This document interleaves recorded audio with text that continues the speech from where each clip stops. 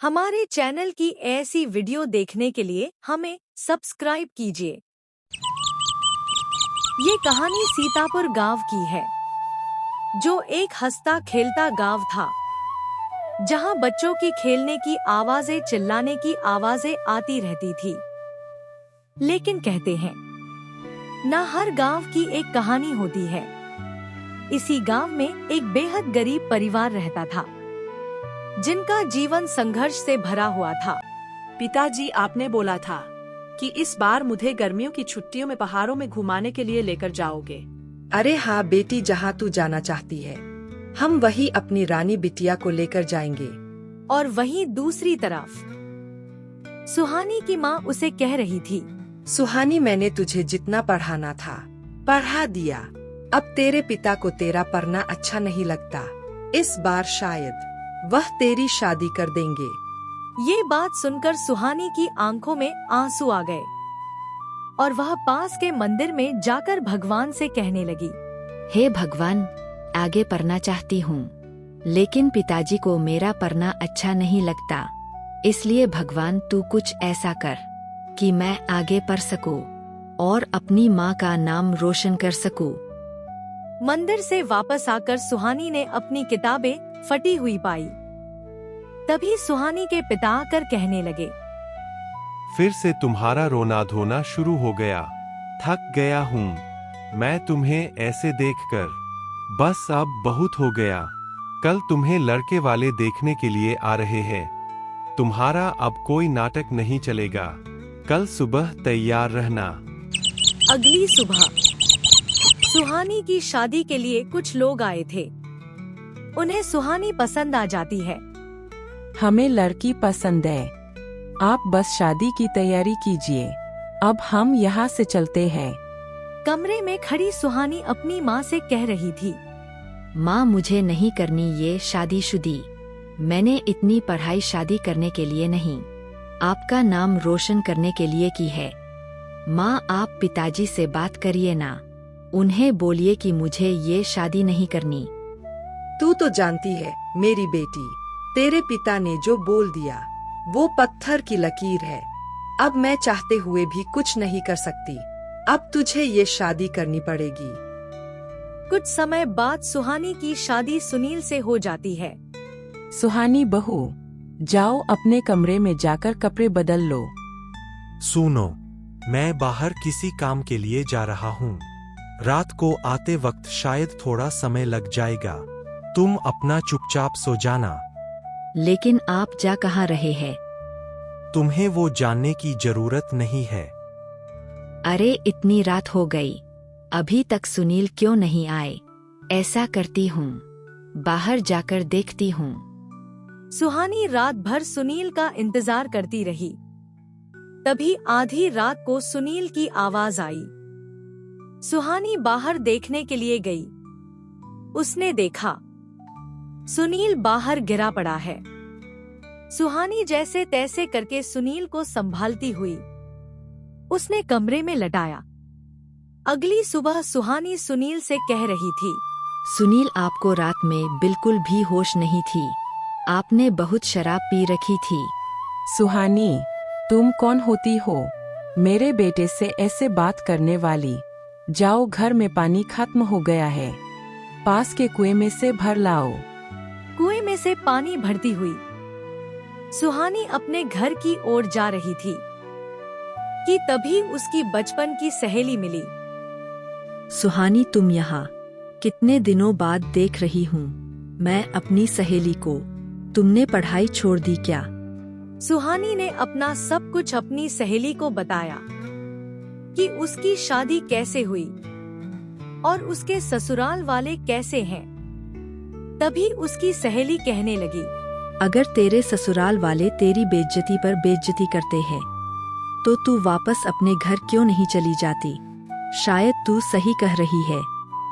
जैसे ही सुहानी घर पर आई, उसका पति उस पर चिल्ला रहा था, तुम्हारी हिम्मत कैसे हुई मेरी ही माँ से मेरी ही शिकायत करने की? अगर आगे से ऐसा किया तो तुम्हारा हाल क्या होगा, ये तुम सोच भी नहीं सकती। सुनील ने सुहानी पर हाथ उठाया और वहाँ से चला गया। सुहानी के साथ हो रहे बुरे स्वभाव के कारण वो अपने मायके वापस जा रही थी। सुहानी की सास पीछे खड़ी उसे बोल रही थी, जाती है तो जाने दे बेटा, ठोकर लगेगी तो अपने आप वापस आ जाएगी। हम भी देखते हैं कितने दिन रहती है ये अपने मायके में। जब सुहानी अपने घर आई तो उसने अपने घर पर चाचा चाची और मामी को देखा। मामा आप यहाँ, घर में माँ और पिताजी क्यों नहीं नजर आ रहे? मैंने सब जगह देख लिया उनको। सुहानी बेटा, अब तेरे माता पिता इस दुनिया में नहीं रहे। उनका एक गाड़ी के साथ एक्सीडेंट हो गया जिनमें तेरे माता पिता मारे गए। अपने मामा की ये बात सुनकर सुहानी को बहुत बड़ा धक्का लगा। उसकी आंखों में आंसू मानो रुक ही नहीं रहे थे, क्योंकि उसके माता पिता ही उसका आखिरी सहारा थे। मेरी प्यारी बच्ची, तो अपने ससुराल वापस चली जा, वही तेरा अब असली घर है।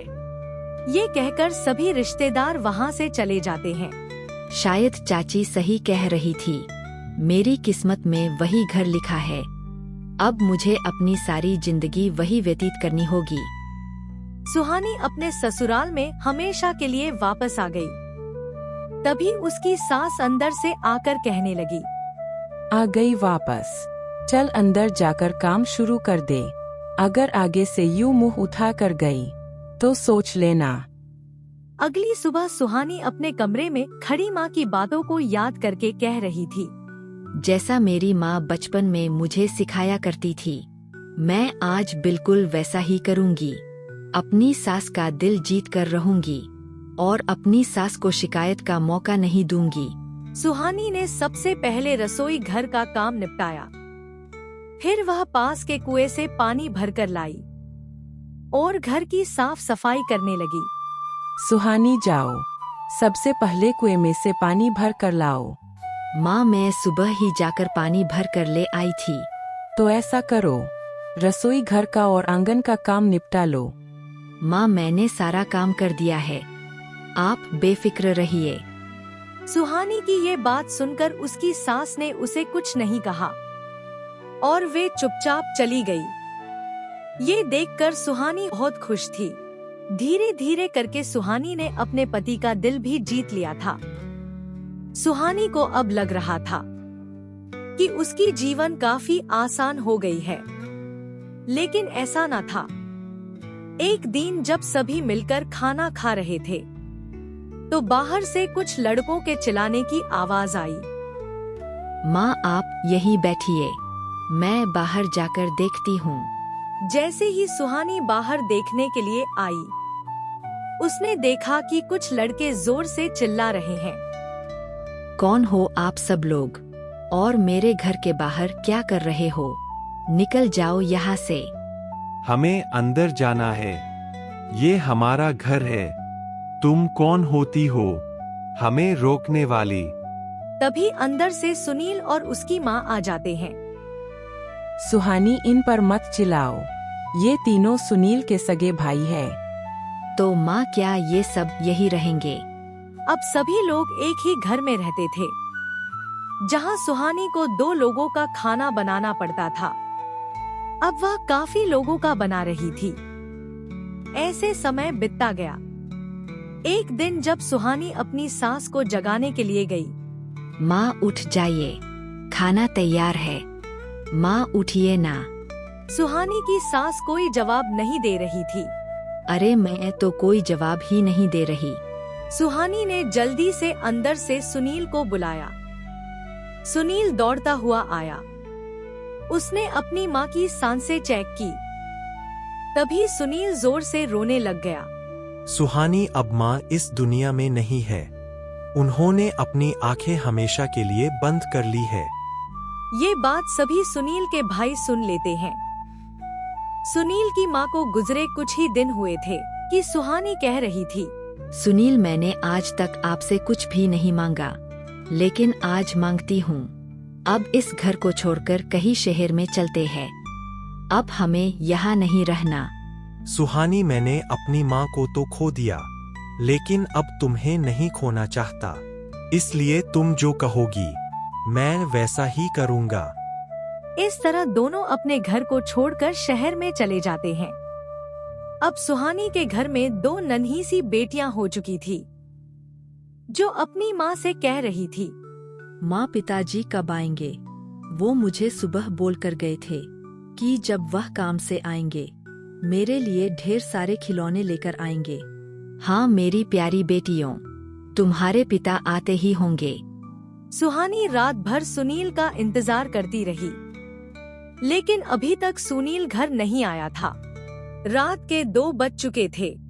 अरे बाप रे, इतना टाइम हो गया, सुनील अभी तक घर क्यों नहीं आए? आगे तो वह ऐसा नहीं करते थे। लगता है अब मुझे ही सुनील को ढूंढने जाना होगा। सुहानी घर के बाहर ताला लगाकर सुनील को ढूंढने के लिए निकल गई, जहां सुनील काम करता था। सब जगह सुहानी ने पूछ लिया, लेकिन सुनील का कुछ पता नहीं चला। उदासी भरा चेहरा लेकर सुहानी अपने घर में आ जाती है। माँ पिताजी कहाँ है? वो अभी तक घर क्यों नहीं आए? सुहानी अपनी बेटी को कुछ बहाना बनाने ही वाली थी कि तभी बाहर से कुछ लोगों की आवाज आई। जैसे ही सुहानी बाहर आई उसने देखा सुनील की हालत बहुत ही गंभीर है। कुछ लोग उसे लेकर आए हैं। उन्होंने बताया कि सुनील आज से चल फिर नहीं सकता। अब घर की सारी जिम्मेदारी सुहानी के सिर आ पड़ी थी। इस हालत में भी सुहानी ने हार नहीं मानी। आंखों में आंसू लिए वह भगवान के सामने खड़ी कह रही थी, मैं हार नहीं मानूंगी। जब तक मेरे पास मेरा परिवार है तब तक तो बिल्कुल भी नहीं। माँ मुझे बहुत भूख लग रही है, मैं अभी तुम दोनों के लिए कुछ बना देती हूँ, तुम यही बैठो। जैसे ही सुहानी खाना बनाने के लिए बैठी, उसने देखा सभी बर्तन खाली पड़े हैं। खाने का सारा सामान खत्म हो गया है। अरे घर में तो कुछ खाने के लिए है ही नहीं। ऐसा करती हूँ, पास की दुकान से कुछ उधार सामान ले आती हूँ। सुहानी ने जब दुकानदार से उधार मांगा तो उन्होंने देने से साफ साफ मना कर दिया।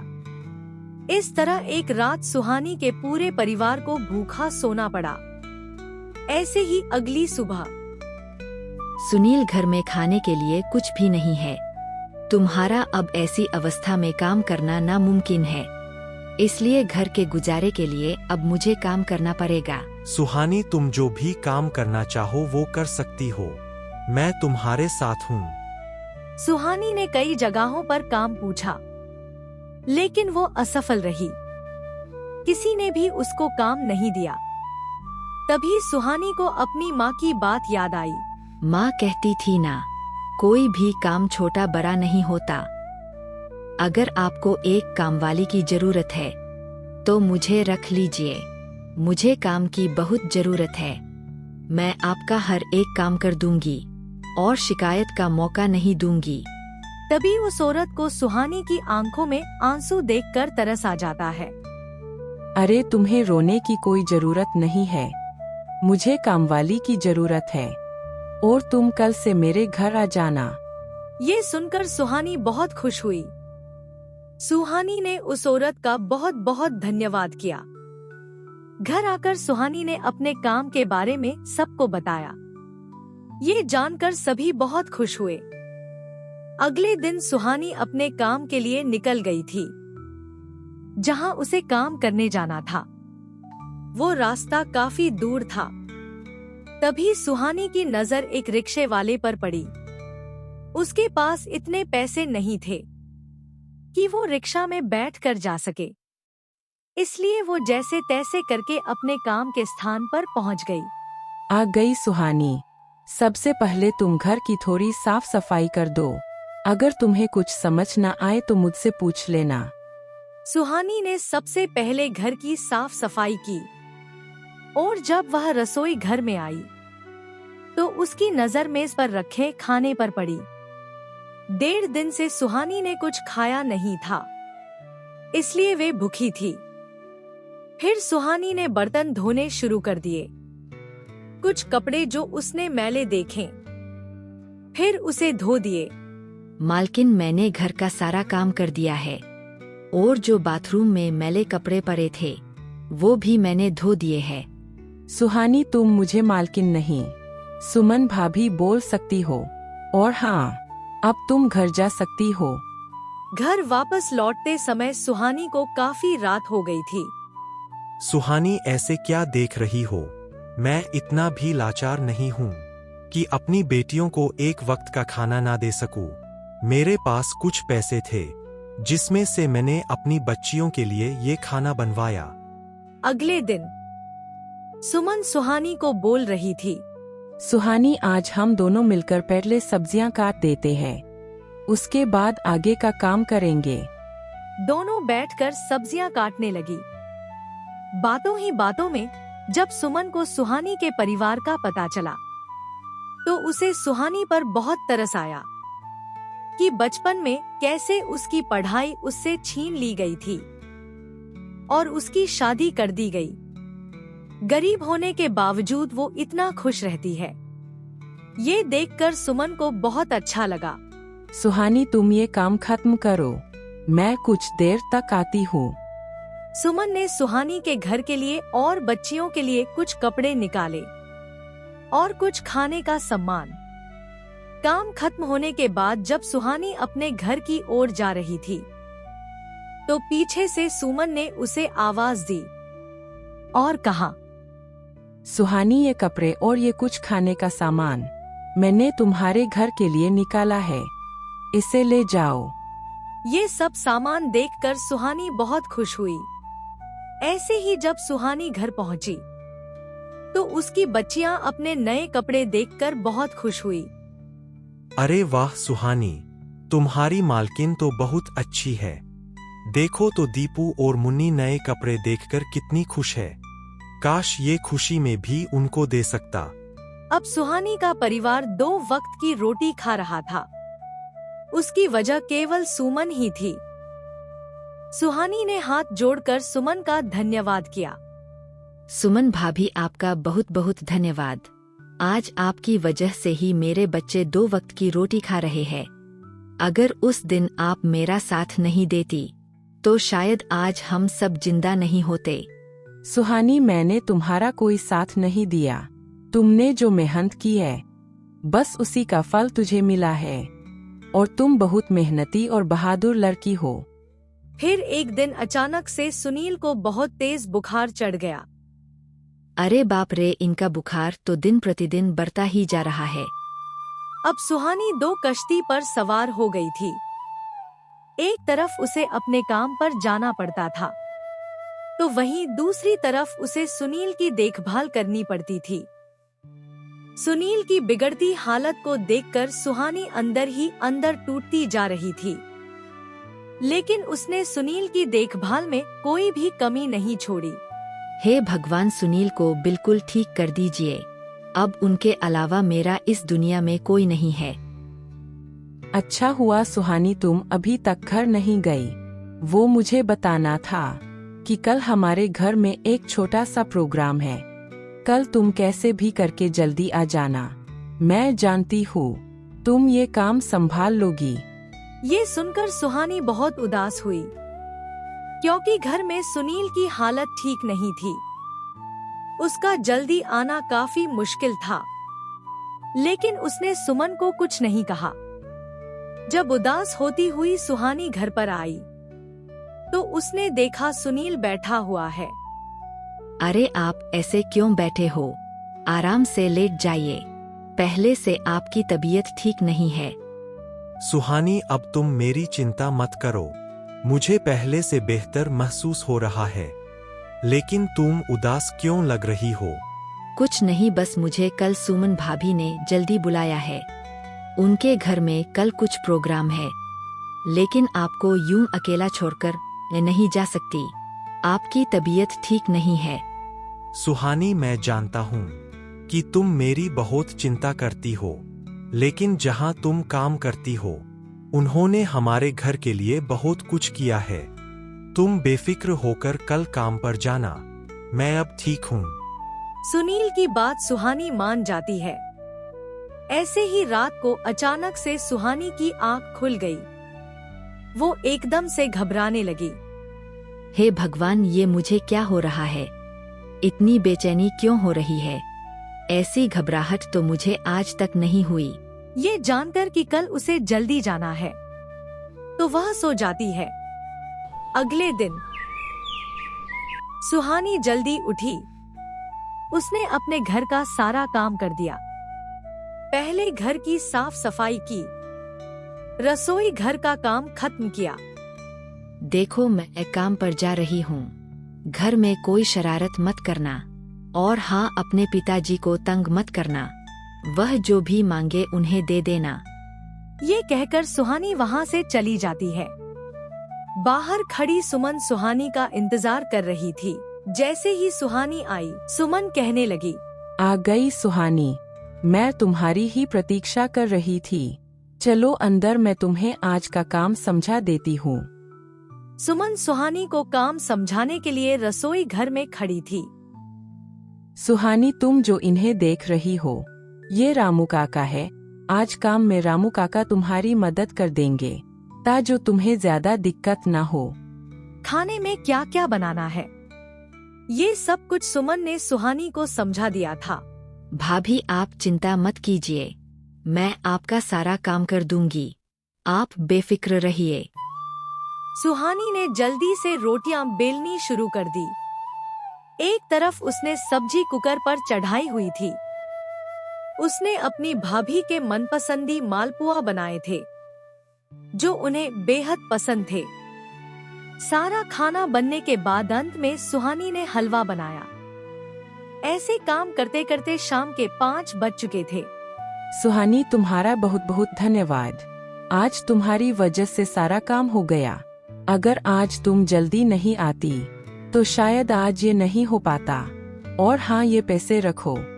भाभी, ये तो मेरा फर्ज था। इन पैसों को देने की कोई जरूरत नहीं है। सुमन जबरदस्ती सुहानी के हाथ में वो पैसे थमा देती है। घर वापस आते समय सुहानी को काफी समय लग गया था। जैसे ही सुहानी घर पहुंची, बिना बैठे वह सबसे पहले सुनील के पास गई।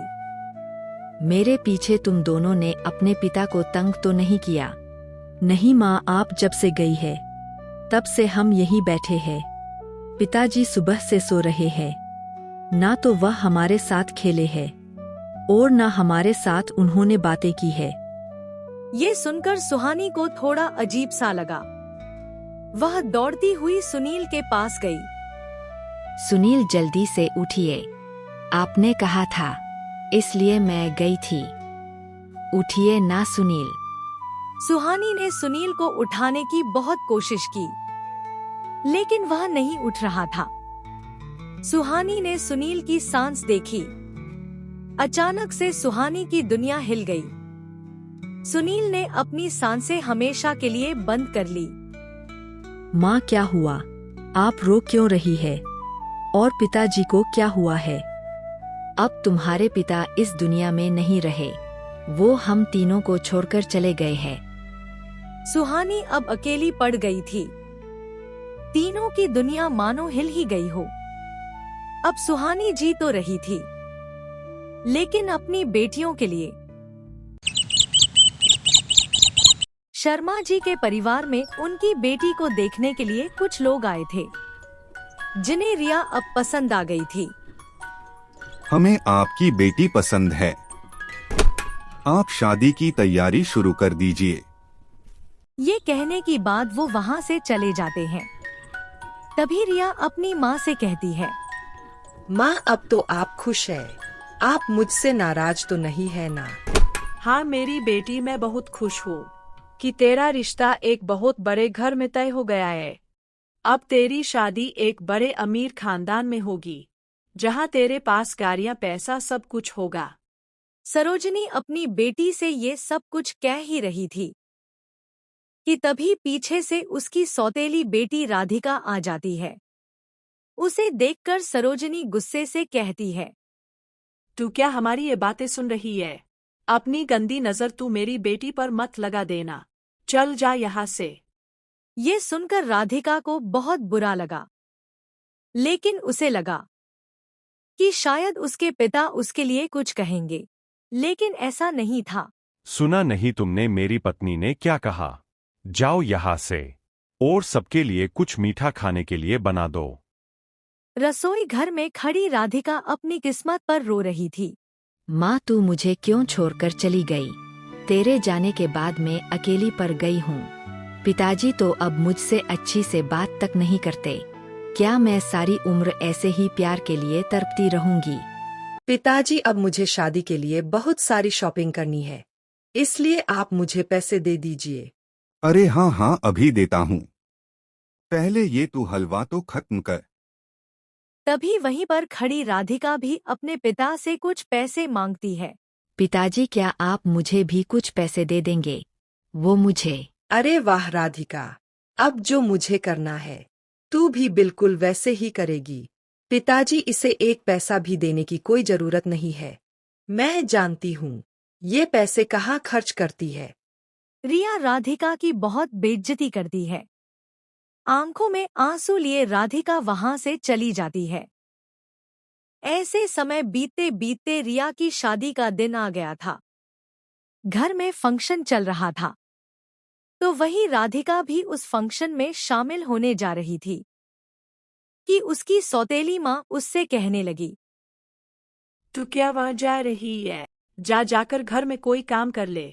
इतने सारे मेहमान आए हैं, उनके लिए चाय पानी लेकर आ। वहीं जहां एक तरफ घर में इतना बड़ा फंक्शन चल रहा था, तो वहीं घर की छोटी बेटी काम में लगी हुई थी। वो मेहमानों की खातिरदारी में लगी हुई थी। ऐसे ही शादी के दिन राधिका अपने कमरे में खड़ी बोल रही थी, मेरी बहन की शादी में मेरे पास तो कुछ पहनने के लिए ही नहीं है। क्या पहनूं आज मैं? हाँ, जो माँ का एक बहुत पुराना सूट मेरे पास पड़ा है, मैं वही पहन लेती हूँ। राधिका ने अपनी अलमारी में से अपनी माँ का एक पुराना सूट निकाला और वही पहनने का तय किया। जब राधिका शादी में आई, तो उसकी सौतेली माँ उसे देखकर कहने लगी, आ गई सज धज कर। तू चाहे जो मर्जी पहन ले, लेकिन तू मेरी बेटी से ज्यादा सुंदर नहीं लग सकती। उसे देख, वो कितनी सुंदर लग रही है। और वही तू, चल पीछे हट, मुझे जाने दे। अपनी माँ की ये सब बातें सुनकर राधिका की आंखों में आंसू आ गए। तो वहीं दूसरी तरफ अजय यानी कि दूल्हे का बड़ा भाई ये सभी बातें सुन लेता है। राधिका की मासूमियत देखकर वो उसके पास आकर कहता है, अरे आप ऐसे मत रो। मैं जानता हूँ आपको अपनी माँ की बातों का बुरा लगा है, लेकिन बड़े जो भी कहते हैं वो हमारी भलाई के लिए ही कहते हैं, इसलिए हमें उनकी बात का बुरा नहीं मानना चाहिए।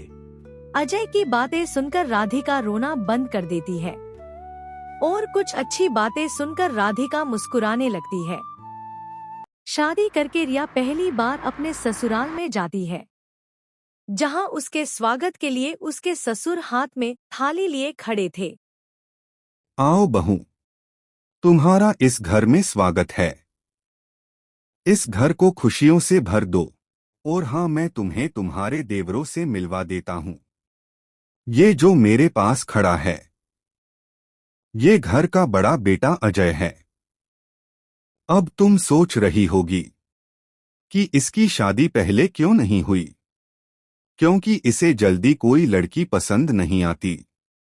और ये जो तीन खड़े हैं, इनका नाम मोहन, राम और अर्जुन है। इस तरह विजय रिया को उसके कमरे में ले जाता है। जैसे ही रिया अपने कमरे में आई, उसने देखा कि सारा सामान इधर-उधर बिखरा पड़ा है। रिया, मैं जानता हूँ तुम इधर-उधर बिखरे सामान को देख रही हो। तुम चिंता मत करो, मैं कल सुबह अर्जुन के साथ मिलकर ये साफ कर दूंगा। चलो अब हम सो जाते हैं। विजय की बात मानकर रिया सो जाती है। अगले दिन जब रिया नहाने के लिए आई, तो उसने देखा कि बाथरूम में सभी सामान बिखरा पड़ा है। ये सभी चीजों रिया नजरअंदाज करके जब खाना खाने के लिए नीचे आई, तो उसकी नजर रसोई घर पर पड़ी। अरे बाप रे, जहाँ जाओ वहाँ गंदगी। इस घर में कोई भी सामान अपने ठिकाने पर नहीं है। मैंने तो आज तक अपने घर में ये काम नहीं किया, तो यहाँ क्यों करूं? ये कहकर रिया खाना खाने के लिए आई। तभी उसके ससुर उससे कहने लगे, आओ बहू, मैं खाना ऑर्डर करने ही वाला था, बस तुम्हारा ही इंतजार कर रहा था। जो खाना शर्मा जी ने ऑर्डर किया था वो कैंसिल हो चुका था।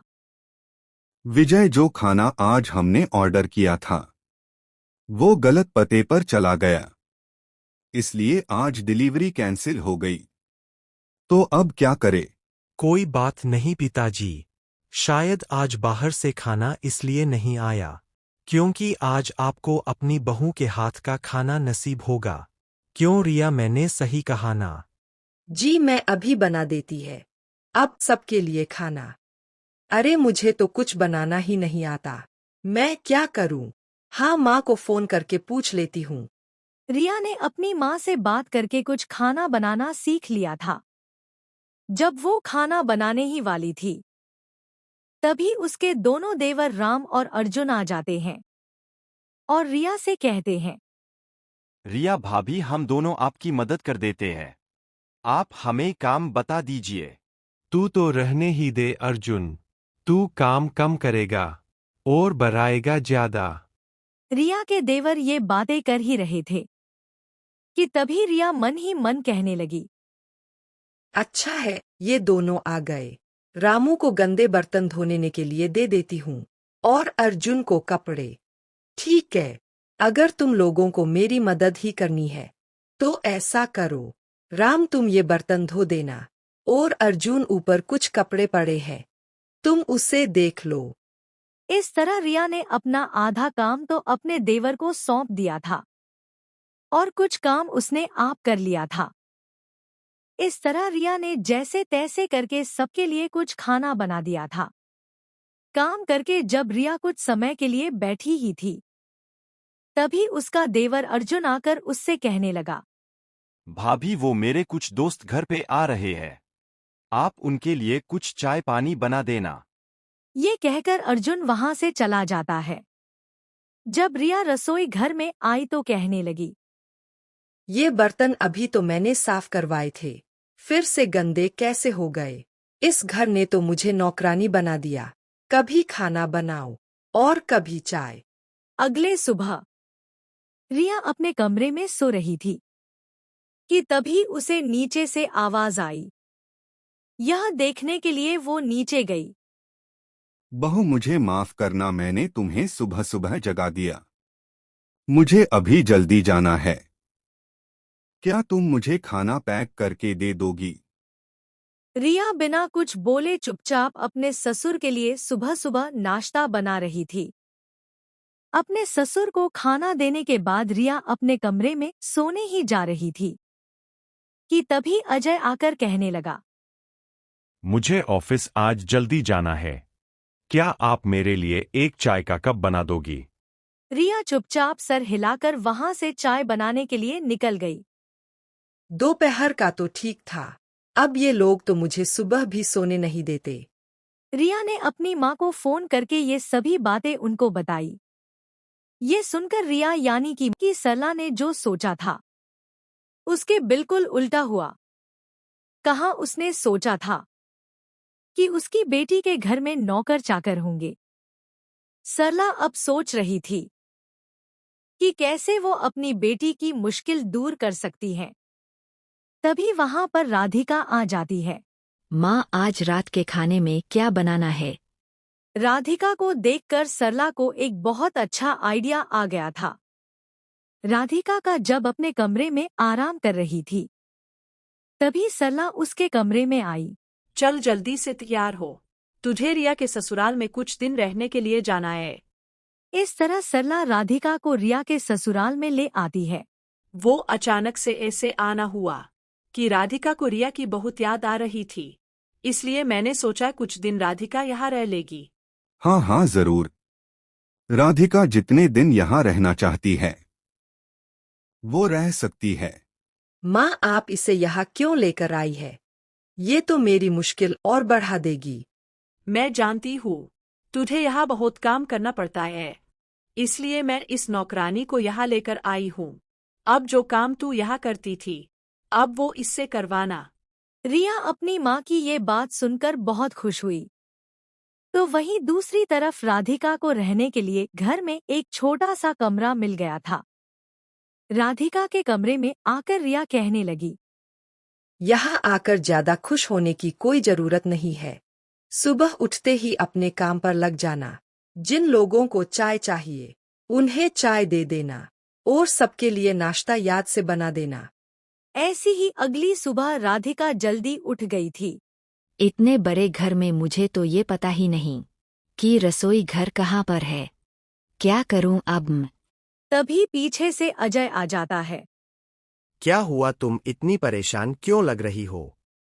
वो मुझे रसोई घर का रास्ता नहीं पता। मुझे सबके लिए नाश्ता बनाना है। अजय राधिका को रसोई घर का रास्ता बता देता है। राधिका जब रसोई घर में जा रही थी, तभी अजय ने पीछे से राधिका को आवाज दी और कहने लगा, राधिका, क्या तुम मेरे लिए भी एक कप चाय का बना दोगी? जी अभी बना देती हूँ।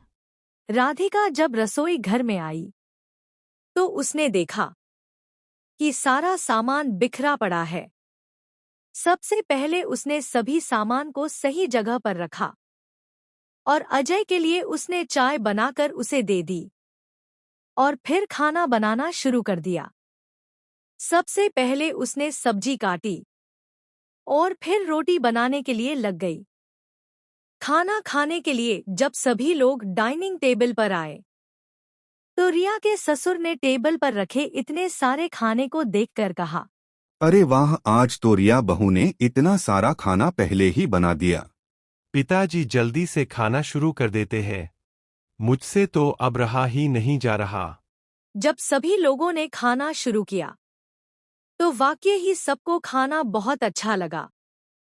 तभी अजय भी वहां पर आ जाता है। अजय, जल्दी से खाने के लिए बैठ जा। देख खाना कितना स्वादिष्ट है। अजय और विजय को भी खाना बहुत अच्छा लगा। तभी खाना खाने के लिए रिया भी आ जाती है। रिया बहू, वाकई ही आज तुमने खाना बहुत स्वादिष्ट बनाया है। अपने पिता की ये बात सुनकर अजय कहता है, पिताजी, आज खाना रिया ने नहीं बल्कि रिया की बहन राधिका ने बनाया है। वो सुबह से ही हम सबके लिए खाना बनाने के लिए लगी हुई थी। अरे वाह, हमें तो पता ही नहीं था कि राधिका बेटी इतना अच्छा खाना बनाती हैं। अपनी तारीफ सुनकर राधिका को बहुत अच्छा लगा। वहीं पर रिया भी चुपचाप खड़ी उसकी तारीफ सुन रही थी। इस तरह घर के सभी बेटे राधिका से बहुत घुल मिल गए थे और हर काम में राधिका की मदद करते थे। राधिका के आने के बाद रिया अपनी जिम्मेवारी भूल गई थी। रिया अपनी सहेलियों से लंबी लंबी बातें करती थी, घूमने फिरने जाती थी। ऐसे ही समय बीतता जा रहा था। फिर एक दिन रिया ने देखा उसके ससुर राधिका को एक बहुत कीमती हार दे रहे हैं। राधिका, तुमने इस घर को अपने घर जैसा समझा और बिना सोचे समझे हम सबका तुमने बहुत काम किया है, इसलिए ये एक छोटा सा तोहफा तुम्हारे लिए। ये देखकर रिया को बहुत गुस्सा आ रहा था। तभी पीछे से मोहन आता है। रिया भाभी, जरा पीछे हटना। वो मैं आपकी बहन के लिए ये नया पर्स लेकर आया था, ये उन्हें देना है। घर में सभी लोग राधिका से इतना घुल मिल गए थे, जिसे देखकर अब रिया को बहुत गुस्सा आ रहा था। रिया ने अपनी माँ से बात करके उन्हें राधिका को वापस ले जाने के लिए कह दिया था। राधिका अपने नए हार और पर्स को देखकर बहुत खुश थी। तभी रिया गुस्से से आकर उसे कहने लगी, तू इतना खुश क्यों हो रही है? तुझे खुश होने का कोई हक नहीं और माँ तुझे जल्दी ही यहाँ से ले जाएगी और माँ तेरा वो हाल करेगी जो पहले किया करती थी। तू हमेशा मेरी सौतेली बहन थी और सौतेली बहन ही बनकर रहेगी। ये सभी बातें अजय सुन लेता है। उसे राधिका का मासूम चेहरा देखकर बहुत दुख हुआ। अगले दिन रिया की माँ राधिका को लेने के लिए आई हुई थी, इसलिए घर में सभी लोग बड़े उदास थे। राधिका के पिता घर में राधिका को बहुत याद करते हैं। यहाँ रहते हुए उसे काफी समय भी हो गया है, इसलिए मैंने सोचा उसे वापस ले जाती हूँ। सरला जैसे तैसे करके सभी को मना लेती है और राधिका को वापस लेकर जा रही थी। तभी पीछे से अजय ने उन्हें रोका और अपने पिता से कहा, पिताजी, मैं आपसे कुछ कहना चाहता हूँ। मैं राधिका से शादी करना चाहता हूँ। राधिका ही वो लड़की है जो मुझे अच्छे से समझ सकती है और इस घर को संभाल सकती है। ये बात सुनकर अजय के पिता बहुत खुश हुए। रिया भी ये सभी बातें सुन रही थी। अंदर ही अंदर उसे बहुत गुस्सा आ रहा था। आप क्या कहती हैं? राधिका की माँ, क्या आपको ये रिश्ता मंजूर है? जैसे आप लोगों की मर्जी, मेरी भी वही मर्जी है। अपनी माँ की यह बात सुनकर रिया का चेहरा गुस्से से लाल हो गया। इस तरह समय बीतते ही राधिका और अजय की शादी हो जाती है। राधिका, आज से तुम ये सूट नहीं साड़ी पहना करो। ससुराल में अब राधिका को किसी चीज की कमी नहीं थी। अब उसे एक अच्छा पति और उसका पूरा परिवार मिल गया था। रिया को भी अब राधिका के साथ किए बुरे बर्ताव का एहसास हो रहा था और वह राधिका से सीख रही थी कि कैसे हमें सबके साथ मिलजुल कर रहना चाहिए। फिर एक दिन रिया ने राधिका से माफी मांगी। उसे एहसास हो गया था कि वो कितनी गलत थी।